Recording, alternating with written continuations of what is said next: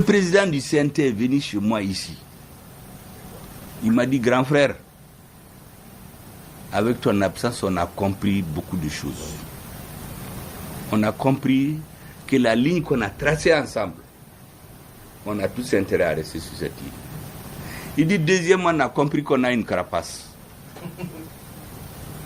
Mais quand je suis allé le saluer, avec tous les bruits qu'il y a en ville, mais j'ai des amis, des parents qui m'ont dit, il faut démissionner. Vraiment, les jeunes là, ils ne sont pas sérieux. Parce que quand tu as même Kumbeke Dougmao, moi j'ai dit à mes amis, aux gens de mon parti, à mes parents, j'ai dit, vous savez, parce que les gens voient le pouvoir seulement en termes d'avantages. J'ai entendu des bouffons là dire, ah, Choguel, vraiment, à Cabo Premier ministre là, il a les avantages des premiers ministres, seulement c'est fini. Et il ne raisonne qu'un avantage. J'ai dit à mes amis, vous savez pourquoi je suis là? Moi, je crois que j'ai pris un engagement moral vis-à-vis de ces militaires-là. Et après New York, là, l'espoir suscité au Mali et en Afrique d'une façon générale, et après les assises, si je quitte maintenant pour des raisons de santé, je sais qu'au début, il n'y a pas de problème. Mais ce qui va arriver, c'est possible, je ne dis pas ce qui va être fait, c'est possible que je vais être assis, je vais voir le bateau en train de couler, mais tu sais qu'a fait un cas là. Si d'aventure quelque chose arrive, je vais m'en vouloir jusqu'à la fin de mes jours. Donc, ne toubla, ni oubla, c'est comme Djanfando. Nous avons une décision ta kanga fara, beba do kul de ak. Mais ne ta Djanfa, l'engagement qu'il y a eu entre nous là, je ne vais jamais le trahir. C'est ce que j'ai dit à tous mes parents, parce que j'ai eu trop de pression ici. Mes parents, mes amis, les gens de mon parti, du M5, soldats nous toy. Je leur ai dit que nous sommes d'accord. Si j'avais commencé ça, parce que les militaires ont évolué sous des politiques qui courent derrière seulement les places. Donc dans leur tête, n'est que la prémisse, ils drôment à boli place où nous fait. Si je me mets à faire ça, c'est la confirmation. Même les services qui relèvent de moi, quand les mandats finissent, j'ai vu qu'on a nommé des gens, j'ai laissé. Ne me fais faux. Je n'ai jamais nommé quelqu'un dans l'administration. Une seule fois, j'ai nommé quelqu'un quand j'étais malade, on l'a relevé. Donc j'ai compris Mindo. Je l'ai pris comme conseiller spécial pour me faire des notes stratégiques sur la situation d'ensemble. Jamais je me suis mêlé du marché de quelqu'un. Avant, on disait que si le Premier ministre n'est pas d'accord, il n'y a pas de marché, il y a sa femme, il y a ses enfants. Quand j'ai été Premier ministre, moi j'ai des épouses, je les ai appelés. J'ai dit, allez-y démissionner. Même un rendez-vous au Canada, je ne veux pas entendre qu'un membre de ma famille a son nom dans les affaires de l'État. C'est pour ça que quand j'ai vu le nom de ma fille dans les histoires de logements sociaux, là, ça m'a fait rire. Et certains pensent que c'est le seul point noir que j'ai jusqu'à présent. J'ai expliqué, mais certains ont pensé que c'est une justification. C'est plus une explication. Il y a 14 heures. Parce que la réalité, on est en train de traverser une passe difficile. Les autres ont juré que Atelabe, Abetien, parce que tout ce que les Africains commencent à Labé, là-bas. Même quand on a dit à New York là, qu'on va chasser les forces étrangères, il y en a qui ont dit dans les couloirs, les Maliens là, ils font trop la fanfaronnade. Ils se sont concentrés à Ber. Là-bas, c'était très chaud. Les gens sont en train de s'inquiéter pour Tinzawatel. À Ber, on n'a pas beaucoup parlé. Mais il y a eu 2 ou 3 assauts avant qu'on prenne Ber. Mais on l'a pris. Pourtant, Ber, c'était la place forte. Tinzawatel, c'est parce que c'est une question de vie ou de mort pour eux. Vous savez, quand vous égorgez un animal, ces derniers soubresauts là, si jamais ces pattes-là vous gagnent, là, il va vous blesser. Si c'est un gros, si c'est un animal, là, un bœuf ou bien un chameau, là, il va vous blesser. C'est une question de vie ou de mort pour eux. S'ils pètent Tinzawaten, c'est fini. Mais j'ai dit aux gens, on va les gagner. C'est pourquoi j'ai dit aux gens l'autre jour, là, on va perdre des batailles, mais on va gagner la guerre. C'est pour cela que moi je suis là. Hein.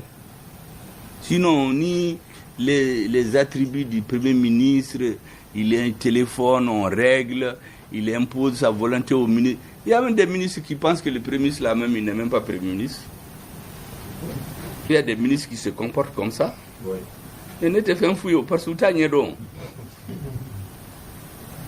Moi, je regarde le président, le ministre de la Défense, le président du CNT, je regarde la sécurité d'État, le ministre de la sécurité d'État.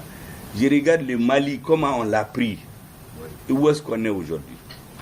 Ce qui est sûr, les questions économiques, on est condamné à les résoudre. Si on ne les résout pas, on va échouer. Et on n'échouera pas. Quand j'ai dit aux gens qu'on va évoluer désormais en 3D, là, défense, diplomatie, développement, il y a des ignares triomphants qui ont été sur les réseaux, m'insulter pendant des semaines. Mais l'autre jour, quand on a fait l'AES, vous n'avez pas écouté le discours du président du Niger? C'est les 3D. Ouais. Même l'AES, c'est ce qu'on a fait. On a une défense collective, on a une diplomatie collective, et le développement, les projets d'infrastructure collective, on va les faire. Même l'AES, c'est dans mon bureau le 1er février 2023 que le premier ministre du Burkinabé est venu chez nous. C'est là-bas qu'on en a parlé la première fois. La deuxième fois, j'ai été au Burkina, le 23 février 2023. On en a parlé. Je l'ai dit, la première des choses qu'on doit faire, on doit regarder les anciennes fédérations. Dahomey, Haute-Volta, Soudan, Guinée, Sénégal. Pourquoi ils ont éclaté? Les raisons subjectives, les raisons objectives, le rôle de la France. Il faut qu'on intègre tout ça. Ensuite, le 30 au 31 décembre 2023, j'ai été au Niger avec le premier ministre burkinabé. À Troyes, là-bas, on a réfléchi sur ces questions encore. Et c'est pourquoi je suis très heureux que l'AES a décidé de s'attaquer aux questions de défense commune, de faire une diplomatie commune. Vous avez vu que le Mali a parlé au nom du Niger à l'Assemblée générale des Nations Unies et de travailler sur les grands projets structurants d'infrastructures routières et d'autres. Là, il y a des spécialistes qui travaillent là-dessus. Il ne faut pas qu'on mette le cœur avant. Vous savez, Modibo Keïta était très patriote. Mais on a pris le CFA. Mais ce qui est en dessous, c'est qu'il faut Malien. Parce que Mimbe Faouye, Ani Mimbe, moi j'ai les dossiers originaux. Comment ça s'est passé? Na Faouye, il y a beaucoup qui vont sortir de la salle. Mais vous savez, il y a une situation qui s'est créée dans notre pays qui fait partie des raisons qui m'opposent à beaucoup de gens. Mais sur le plan politique, ils vont faire la démagogie, tomber dans les affaires du 26 mars, de Modibo Keïta, de Moussa Traoré, de Atité, alors que ça n'a rien à voir. La réalité, c'est que beaucoup de dirigeants, ils font la morale, mais c'est tout juste pour appréhender le pouvoir. Ce n'est pas pour travailler. La façon dont vous êtes mobilisé à votre jeunesse, Kokadje, Ante Korolien fait, il faut croire. Si on avait fait ça, moi je vous assure que le pays va avancer. Mais la première des choses, on a commencé à corrompre la justice. Vous avez un État, c'est la force et le droit. C'est ce que je dis toujours aux gens. Un État doit être suffisamment fort pour dissuader n'importe qui veut s'imposer aux autres. On a commencé par affaiblir l'État. En donnant des grades, en faisant des promotions spéciales pour les enfants des patrons, en désorganisant les forces de sécurité. Et nos adversaires qui se font passer pour nos amis dénigrent nos militaires. Vous savez, moi, dans les années 90, j'écoutais beaucoup de généraux étrangers qui se moquent de nos militaires. Ah oui, à Mali, il n'y a pas d'armée. Ils sont tous corrompus. Ils enlèvent les pneus. Ils enlèvent les moteurs. ils enlèvent le carburant. Donc, on travaille les cerveaux pour que les gens pensent qu'un militaire il n'est bon à rien. En même temps, on ne l'équipe pas. Donc, au bout de 10 ans, 12 ans, 15 ans, 30 ans, vous êtes sans armée. Et une nation sans armée, elle est à la merci de n'importe quel groupe de bandits. On enlève la force de l'État. La deuxième chose, c'est la justice. Sans la justice, c'est la jungle. Quand vous commencez à faire dans la justice la promotion des juges qui ne sont pas forcément exemplaires, ceux qui sont exemplaires, ils se taisent. La première fois où j'ai vu une élection terminée, la justice a rendu un verdict, mais les politiques ont refusé d'appliquer le verdict. À partir de ce jour, les gens se disent ça ne sert à rien d'avoir une grosse de justice. Les juges, même à la fin, avec le temps, ils se disent qu'il faut toujours faire ce que les politiques veulent si vous voulez avoir la paix. On se retrouve, ça c'est des cas qui sont connus, des juges impliqués dans des malversations connues, radiées de la justice. Même s'ils ont été repris, l'affaire n'est pas claire. On leur confie des grands dossiers dont dépend le destin de la nation. Or, tout le monde sait que c'est des juges corrompus. La justice le sait, les Maliens le savent. À supposer que ça ne soit pas vrai. En tout cas, la justice n'a pas prouvé qu'ils sont blancs. On les confie des grands dossiers de la vie de l'État. Ils les tranchent. Tout le monde sait que ce n'est pas de la justice. Moi, j'ai vu des dossiers qui ont été tranchés. Est-ce que vous savez qu'il y a des personnes qui m'ont dit que le juge qui a fait ça, la personne a appelé une autre personne pour dire que honnêtement, j'ai fait ça parce que les politiques ont exigé. Sinon, dans mon intime conviction, ce n'est pas normal. Et après, il a eu des promotions. On a perverti, les politiques ont perverti la justice. C'est pourquoi je vous dis, dans un pays, c'est le politique qui imprime la marque.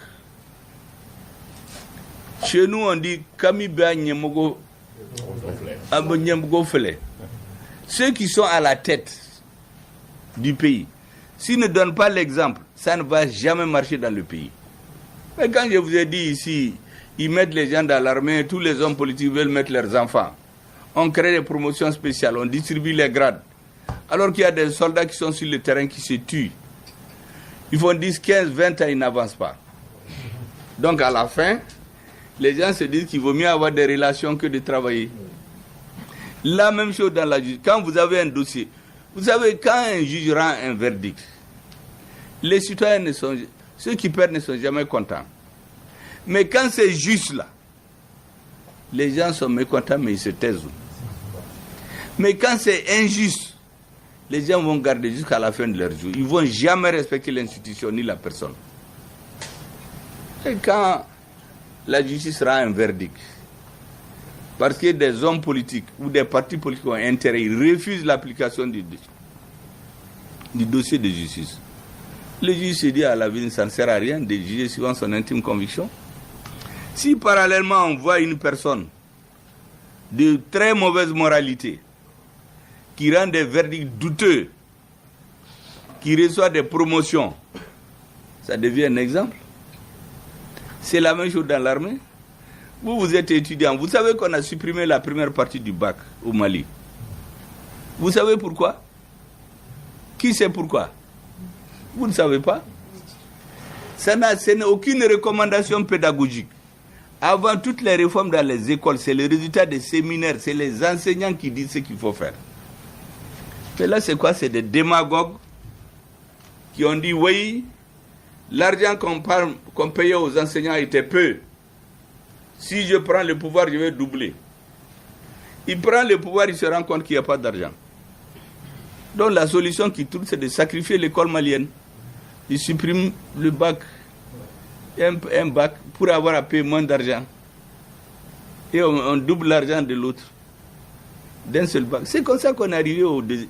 Il n'y a pas eu de recommandations pédagogiques. Aucun enseignant ne va vous dire que c'est les enseignants pour l'intérêt supérieur du Mali qu'on a supprimé la première partie du bac. C'est pour des calculs politiciens. On crée des réformes à l'école. Nouvelle école fondamentale, nouvelle école malienne. Mais ceux qui ont fait ces réformes, vous ne verrez jamais leurs enfants dans ces écoles. L'école Liberté est là. Dans le temps, quand nous on était plus jeunes, quand vous sortez, l'école Liberté, c'est quelques enfants qui sortent, quelques blancs ou des dentilles. Mais aujourd'hui, allez-y là-bas. Pendant la pause, vous croyez qu'il y a un soulèvement? Parce que tous ceux qui ont un peu de moyens, ils mettent leurs enfants là-bas. Donc ceux qui font la réforme de l'école, ils font pour les pauvres et ils amènent leurs enfants ailleurs. Le Mali a été désorganisé parce qu'il y a eu un leadership défaillant. Ce n'est pas politique, c'est la vérité. Moi, j'ai eu à dire au ministre une fois, et en causant, je leur ai dit, aucun homme des domaines n'est fou pour aller dire à Moussa Traoré qu'il va lui donner des terrains. Personne. Ou dire à Modibo Keïta qu'il va lui donner des terrains. C'est pour cela qu'il est tombé après 23 ans, il n'avait même pas de maison. Quand on a été lui dit de sortir de prison, il dit mais il va sortir pour aller où? Il n'a même pas de maison. 23 ans. Mais lorsque le président, les ministres, tout le monde est dans la spéculation foncière, ça ne peut pas marcher. Vous trouvez un décideur qui a 10 maisons. On dit de payer les impôts des maisons. Mais lui, il va mettre son pied sur l'aiguille. Ça ne va jamais avancer. Notre pays, c'est la défaillance de la gestion politique. L'illustration la plus forte, c'est l'armée. On a perdu un pays. On se moquait de nos militaires. Mais les mêmes militaires, le même pays, les terroristes renforcés, l'armée a repris le pays. C'est parce que le leadership politique a changé. Moi, j'ai dirigé des services personnellement. J'étais d'abord à la Sotelma. Je suis venu à l'école des télécoms. C'est là-bas que j'ai connu certains dirigeants de l'AEM d'ailleurs. Je suis venu à le CRT qui s'est appelé AMRTP. Je suis devenu ministre de la communication. Ministre de l'industrie et du commerce d'abord. Après ministre de la communication. Chaque fois que vous venez dans ces services, vous trouvez que les gens sont là dans leur poste. Monsieur le ministre, il rentre dans sa voiture, il va à la maison, il revient. Les anciens conseillers viennent, on lui dit des choses, il dit oui, il a tout compris. Il n'a rien compris. Le dossier va en conseil des ministres, on signe et puis la vie continue. Aucune réforme. Or, il y a tout à refaire dans ces services-là. Ceux qui étaient à l'NPT le savent. Quand je venais, c'était une école en abandon. À moins de 8 mois, quand on avait cours à 15 heures, les élèves venaient depuis 14 heures. Parce que tous les amphithéâtres étaient climatisés. Il y avait des bonnes fontaines d'eau. On n'a pas augmenté le budget. L'école était toujours en conflit avec les populations de Djikorouni. Mais finalement, c'est eux-mêmes qui nous ont aidés à organiser l'école. Parce qu'on a été vers eux, on a trouvé un terrain d'entente. Mais après 8 mois, on a changé le directeur. Moi, je suis parti. 3 mois après, l'école est tombée en désuétude. Après, on l'a vendue aux Marocains. La MRTP, c'est là. J'étais venu là-bas, c'était le CRT. Ils étaient dans une villa que l'État payait à 250 000 francs. Une sale villa, derrière le fleuve. J'ai fait une lettre au ministre des Domaines. J'ai dit, c'est honteux qu'un État paye la location dans le domaine des télécoms. Les télécommunications, il y a l'argent là-bas. L'État n'a qu'à mettre son argent dans la santé, dans l'éducation, dans l'armée, mais pas dans les télécoms. Mais on a construit un siège. Vous savez pourquoi? Parce qu'il y a beaucoup de dirigeants politiques qui sont actionnaires dans ces sociétés. Et donc, ils ne payent pas leurs impôts. Et les directeurs avaient peur. Moi, j'ai fait 7 ans là-bas. Les salaires des gens qui étaient d'à peu près 40 000 francs sont allés de 500 000 francs à 2 millions. On a construit un siège. On a fait des choses que je ne veux même pas mettre là-dessus sur le domaine de la sécurité.